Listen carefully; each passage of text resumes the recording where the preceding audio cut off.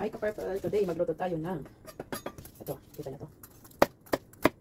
Orange. Ampalaya. Recipe with ka-purple. So, meron tayong garlic, ampalaya, squid, tapos yung salmon.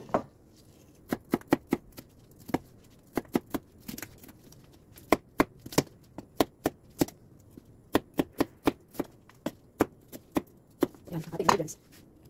Mantika. So, lagyan natin ang ating bawang. Maraming bawang ka-purple. Marami akong maglagay ng bawang. So, ito lang natin siya hanggat mabaho.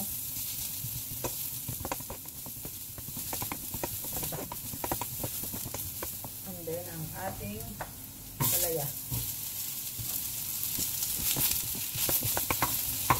And then, sa middle, ilagay natin ang ating squid. Purple squid. Yan siya. Buo yan sa purple na ito. Ano na? Isa-isa lang. Sabit na. Madalian lang yan. The reason why nilagay ko yung ampalaya dyan, para mag-balance yung kanilang time of cooking.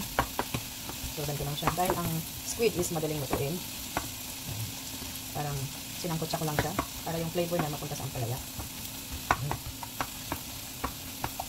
So, pag parang na blanch na siya, at nag-form na siya, tatanggalin ko siya sa jet ka-purple. Ganyan lang yan, kasimple. Kita nyo, at the same time, yung ampalaya, naluluto siya. O, saka siya ang haluin, para mag-balance. Oops. Wala pa akong nilalagay na pang-flavor dyan, kahit asin. And then, same time ulit, ang ating salmon sa gitna. Also, ayan ka-purple. Sa gitna lang yung salmon. Dito ako talaga ng asin. Then, lagyan ko siya ng suka or apple cider. Kasi itong salmon kailangan niyang maasinan para mas malasa. So, dun siya sa middle. And then, ibabaw ko ang ating ampalaya.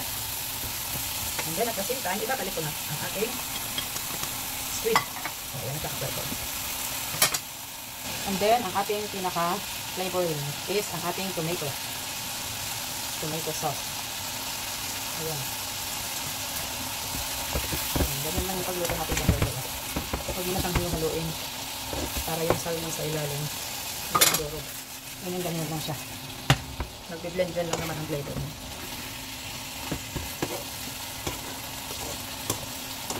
Simpleng seafood with ampalaya. O, diba? Kakaiba.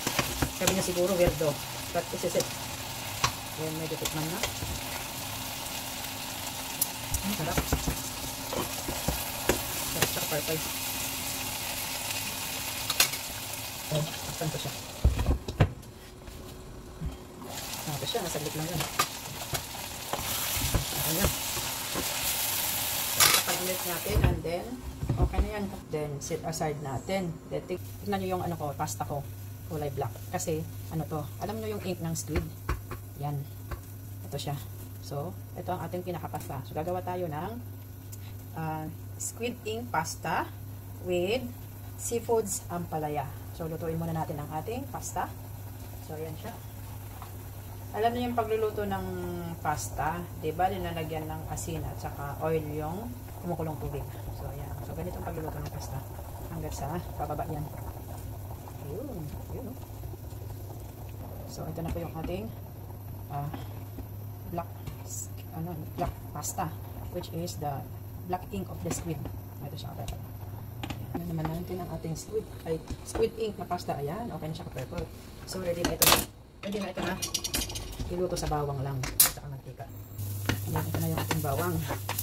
Isa-isahin lang hanggang lumabas ang kanyang amoy. Ganito lang siya ka-purple. Bawang. Gustahin lang ang bawang. Then, saka natin ilagay ang ating squid ink pasta pala tawag na. Then, ilagay na natin ang ating squid ink pasta. Ayan, ito lang siya. Ayan, kapis. So, naka-purple, oh. Squid ink pasta. So, ilagay na natin ang ating toppings. Bawang lang yan at saka mantika. Ayan, so ready to consume na, ka-purple. Plating na tayo. Kita nyo. Lagyan ng sibuyas. Kung gusto nyo. Seafood, ampalaya. I like ampalaya. That's why yun ang ginagamit ko. Baka kayo siguro bakit ampalaya, right? Sabi ko sa inyo, nag-explore ako. It is salmon.